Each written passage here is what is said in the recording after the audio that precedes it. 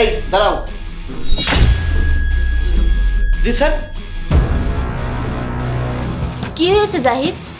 এই তুমি এখানে কি করছো? আমি এখানে পরিষ্কার করতে এসেছি। হ্যাঁ জাহিদ, সে এখানে পরিষ্কার করতে এসেছে আর তুমি তাকে দেখে চিৎকার করছো। চুপ করো। তুমি কি পাগল? তুমি সব কি করছো? আমি কি করছি? আরে তোমরা দুজনে বলো, তোমরা দুজন এখানে কি করছো? তোমরা আমার সাথে কি করতে চাও? আমার সোনার চেন কোথায়? কি তোমার সোনার চেন চুরি হয়ে গেছে? তুহিন, তুমি কি তোমার স্যারের চেন চুরি করেছো? তোমার লজ্জা করে না? তুমি যেই বাসায় কাজ করো সেই বাসার মানুষের সাথে বিশ্বাসঘাতকতা করছো। না না, আমি কিছু জানি না। কোন চেন, কিসের চেন? আর আমি তো এখানে পরিষ্কার করতে এসেছি। স্যার, চেন নিশ্চয়ই অন্য কোথাও পড়ে গেছে। আপনি বাইরে গিয়েছিলেন, নিশ্চয়ই ওখানে পড়ে গেছে। একটু দেখুন স্যার, আমাকে অভিযুক্ত করছেন কেন? আচ্ছা, তোমরা দুজনে একসাথে চেন চুরি করোনি, এটাই তো বলতে চাচ্ছ? তুমি তো বলতে চাচ্ছ যে তুমি ওকে নিয়ে চেন চুরি করোনি, তাই না? আরে এসব কি বলছো তুমি? আমি তোমার বউ, আর আমি কেন আমার স্বামী সোনার চেন চুরি করবো? এটাই তুমি ভুলে গেছো যে আমি তোমার স্বামী। আমি তোমার প্রতিটা নিঃশ্বাস সম্পর্কে অবগত আছি। আমি ঘুমানোর ভান করে তোমাদের ভিডিও করছিলাম। আমি আগেই বুঝতে পেরেছিলাম যে তোমরা এসব করছো। এই যে দেখো, দেখেছো? আমি তোমাকে ওর সাথে এসব করতে দেখেছি।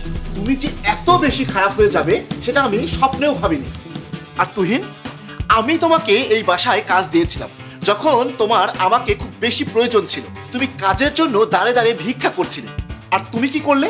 তুমি ওর সাথে হাত মিলিয়ে আমার ঘরে চুরি করে আমার বিশ্বাস ভেঙে আমার গায়ে হাত দিয়েছো। স্যার, আমাকে ক্ষমা করবেন, আমি সবকিছু ভুলে গেছি।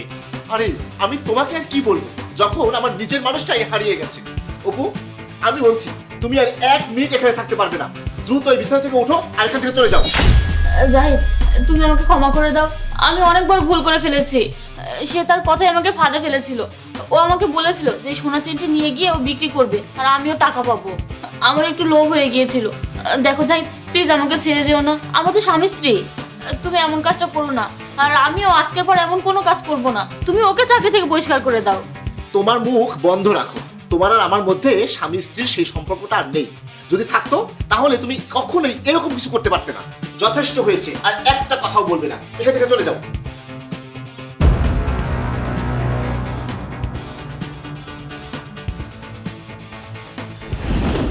আর তোমাকেও এখান থেকে চলে যেতে হবে, তা না হলে আমি পুলিশ ডেকে তোমাকে ধরিয়ে দেবো। যাও। না না স্যার, আমি চলে যাচ্ছি। এই চেনটা দিয়ে যাও।